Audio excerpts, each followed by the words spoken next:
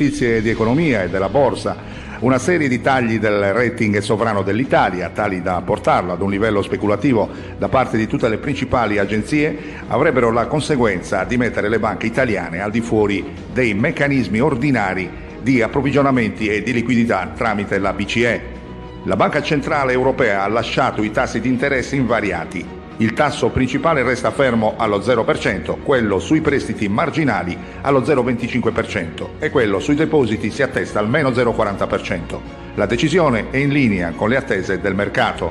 Per quanto riguarda lo spread, BTP Bond chiude in netto calo, seduta positiva invece per Piazza Affari. Lo spread chiude in deciso calo a 309 punti base dai 321 della giornata di ieri. Il tasso sul decennale del Tesoro invece scende al 3,48%. La borsa di Milano si attesta in rialzo all'1,78% a quota 18.815.